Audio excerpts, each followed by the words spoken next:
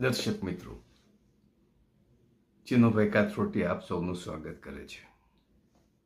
ગઈકાલે 2 મિનિટનો અથવા 1.5 મિનિટનો એક સંદેશો મૂકેલો હતો કે જેમાં સૌરાષ્ટ્ર અને કચ્છ, અદાણી અંબાણી અને ત્રીજા ગોયંકા છે, એ ત્રણેયને વેચાઈ રહ્યું છે. અને આ બધી વિગતો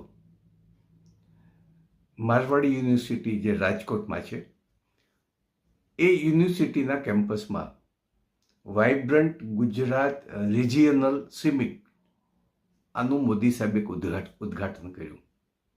અને આ ઉદ્ઘાટનમાં આ ત્રણેય મહાનુભાવો ઉદ્યોગપતિઓ હાજર હતા.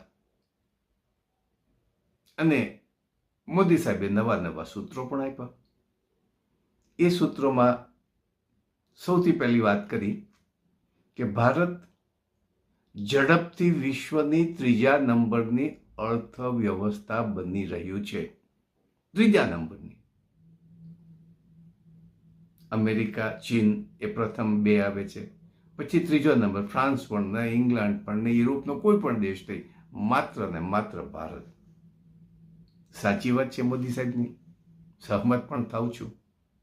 પણ એ ત્રીજા નંબરની અર્થવ્યવસ્થાના ધુરંધરો ઇજારાદાર કોણ હશે? એમાંથી કોણ પૈસાદાર, વિશ્વના પૈસાદાર થશે? ચોક્કસ રીતે પૈસાદાર થશે તો કે અદાણી અને અંબાણી. એ વિશ્વમાં સૌથી પ્રથમ નંબરના ધનાઢ્યો થઈ જશે. બીજું એક પણ સૂત્ર આપ્યું કે વિકાસ ભી વિરાસત ભી. જ્યાંજી મને એમાં ખબર પડતી નથી એટલે એની ચર્ચા કરતો નથી. વિકાસ ભી વિરાસત ભી. વિરાસત કોની? તો કે અદાણી અંબાણીની, એની જ વિરાસત.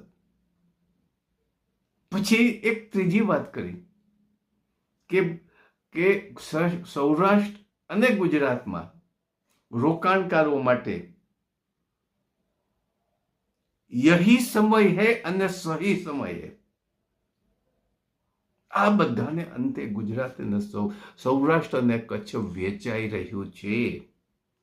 જ્યાંજી અત્યારે વાત કરીશ તો તમે સાંભળવાના પણ નથી. મને ગળા સુધી ખાતરી છે અને મારી બધી જ મહેનત નિષ્ફળ જશે. તમને સાંભળવામાં રસ નથી.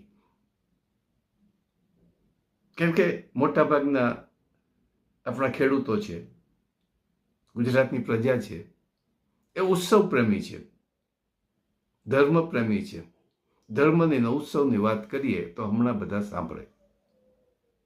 એમને રોજ મોદી સાહેબ કંઈક ને કંઈક, અને ભાજપ